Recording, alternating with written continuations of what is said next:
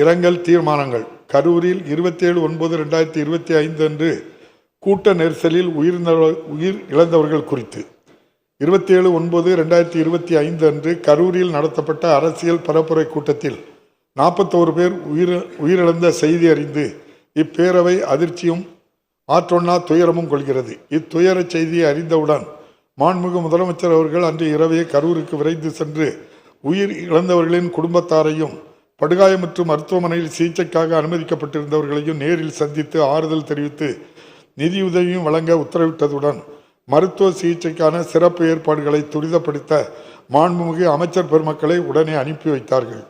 காயமுற்று சிகிச்சை பெற்று வருபவர்கள் விரைவில் நலமடைய வேண்டும் என்று விளைவை இப்பேரவை தெரிவித்துக் கொள்கிறது.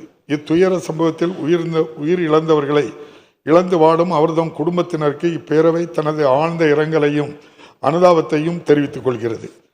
இந்த இரங்கல் தீர்மானத்தை நிறைவேற்றும் முகத்தானும் இத்துயர சம்பவத்தில் உயிரிழந்தவர்களுக்கு அஞ்சலி செலுத்தும் வகையிலும் மாண்புமிகு உறுப்பினர்கள் அனைவரும் எழுந்து நின்று 2 மணித்துளிகள் அமைதி காக்குமாறு கேட்டுக்கொள்கிறேன்.